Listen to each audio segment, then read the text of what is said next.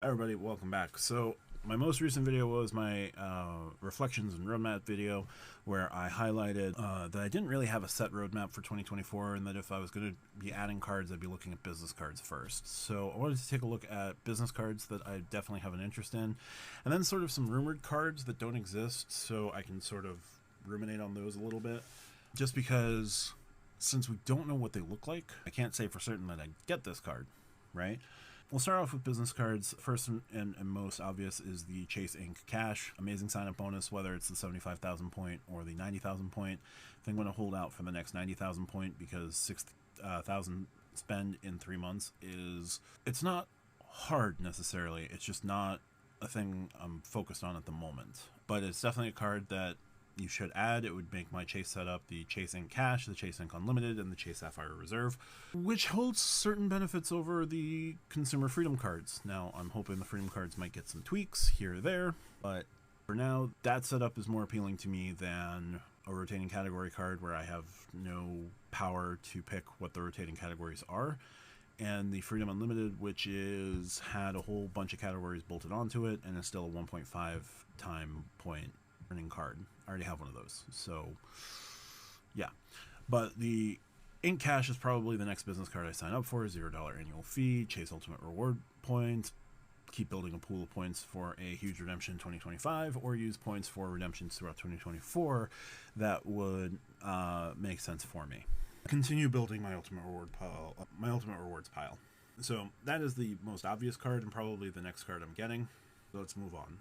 There are a couple of business credit cards from Airlines that are interesting to me. I live in the New York City area, so I have hubs with JFK and Newark. And with TSA PreCheck, it would be slightly faster to get through them. Not significantly, but anyway. Big ones would be the American Airlines City Business Advantage Platinum Select World Elite MasterCard. Whoever at Citi and American hate each other in the marketing departments. They really have to come to a resolution because their credit card names are stupid. Anyway, the business card has a current limited time offer of 75,000 bonus miles on $6,000 to spend in 6 months. I've seen 65,000 points. Earnings on the card are not amazing. You're going to get 2 times points on American Airline purchases, 2 times points on telecommunication merchants, cable, satellite providers, 2 times points on gas stations and car rentals. A lot of overlap with the Ink Cash, and the Ink Cash would produce more points.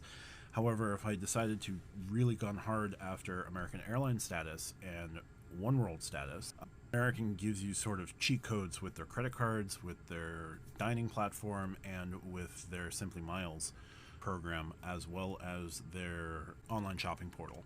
And every mile that you get through those means is 1 loyalty point. Now, the bonus miles don't count toward loyalty points, but everything else does. So if I wanted to try and speed run things, I would need 40,000 loyalty points to hit American Airlines Gold, and there are some advantages to possibly doing that because American Airlines Gold can be One World Ruby, which is at the lowest end of things, but still pretty decent, especially if I were to get Hyatt Discover status somehow. Now I'm double dipping on everything there. It's just an idea. I know there are certain disadvantages with American, and that American's Northeast portfolio is not necessarily the best, so it would be a weird play. But if I really wanted to go hard after One World status for whatever reason, this would definitely be a way to do it. Now, the next business card would be the JetBlue business card. This has always been an interesting card to me just because, again, I'm in JFK area. JFK is their central operating airport. JetBlue is also just a really good product overall. I'm tempted to book JetBlue next year for a ideal flight to Seattle, and this could be a way I could build up those points really quickly and book Mint so I could get experience with Mint and see how worth it would be. This card is a $99 annual fee. It has a current sign-up bonus of 60,000 bonus points, but you would earn 50,000 points on $4,000 to spend in the first 90 days, and then 10,000 bonus points when a purchase is made on an employee card in the first 90 days.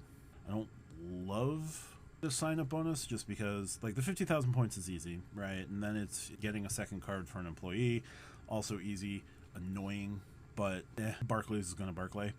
Now, big things with this card is 6 times points on JetBlue purchases, 2 times points on restaurant and office supply stores.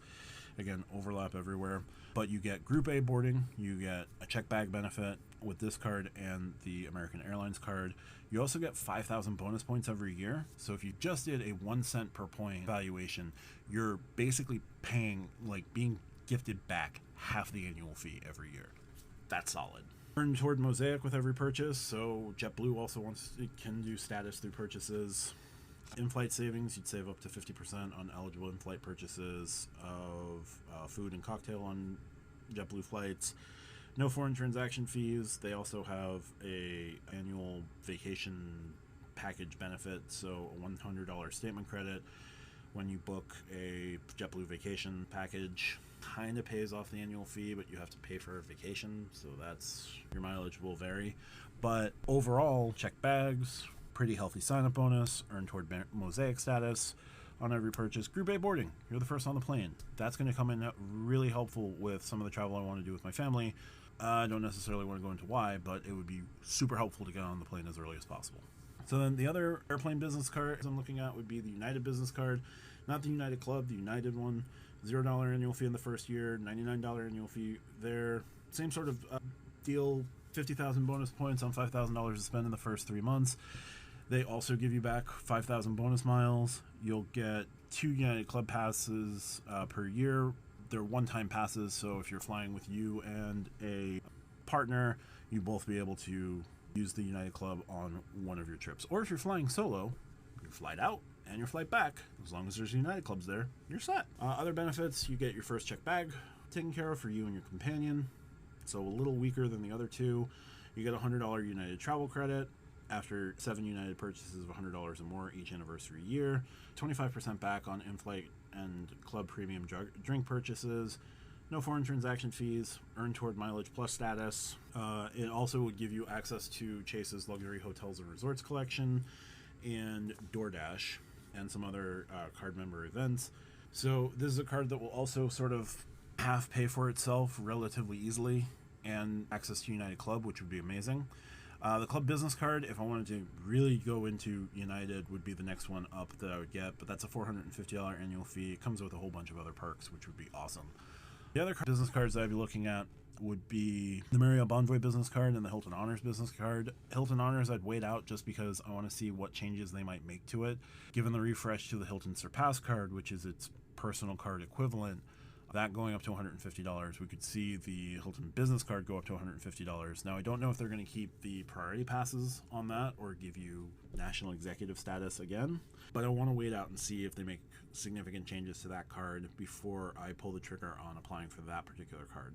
12 times at Hilton properties, spend $40,000 a year, get Hilton Diamond, $15,000 a year on that card. You get a free night, another free night certificate at Hilton property. So it's a really powerful business card. I just want to wait and see what's going on there. And then the other hotel card I'd be looking at would be the Marriott Bonvoy card. $125 annual fee, Marriott Gold status, 4 times points at restaurants, gas stations, wireless purchases, 2 times points everywhere else. Pretty strong card. Gold Elite status is, not the strongest Elite status, but it's better than nothing, and better than the silver status that you would get on the Bonvoy Boundless from Chase and the Marriott card from American Express, which you would need to downgrade to from the Bevy or Brilliant. So you'd be getting the Bevy or Brilliant first from American Express, which doesn't make a ton of sense. So business card just seems like a safe way to hold status at Marriott and just go from there. So those are the hotels that I'd be interested in. That's the general one. Now, a couple of cards that don't exist yet would be the Wells Fargo Signify cards. Now, those I assume are going to launch at the same time as they launch their transfer partners, which was supposed to be November 15th and is now slated for December 10th. And if they mess up again, I'm not going to be happy. But Wells Fargo Signify cards, I have no idea what their earning structure looks like. There's a cash card, there's the Essential card, and the Wells Fargo Signify Elite card, which I assume is going to be the higher annual fee card with better travel protections and better travel partnerships. So I don't know that I'm going to go that far with that card, but I'd be looking at the other 2 cards just as ways to see if I could.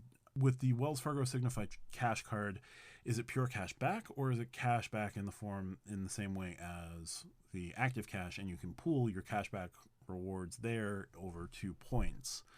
And can you do that between business and personal cards? If I can do that, great. That might be a card I consider, especially if it's a no annual fee business card. The other one would be the Signify, I think it's called the Signify Essential. It is the mid-tier card. Yeah, Business Essential. Now, if that's producing Wells Fargo points and it's not the same categories as some of these other cards, that might be another play for me as well, as I look to build up Wells Fargo transfer points, as I've usually been burning my points with Wells Fargo for cash back. So I don't have a ton of Wells Fargo points, even though I've had those cards for years. This would just be a way to build up Wells Fargo points very quickly, especially if they have strong transfer partners. Not that I'm bitter that I don't know what they are yet. So those are the business cards that I'm primarily looking at. I've gone on far too long. Those are just my initial thoughts. Let me know what you think in the comments. Hit the subscribe button if you like what I do, and I will talk to you guys soon.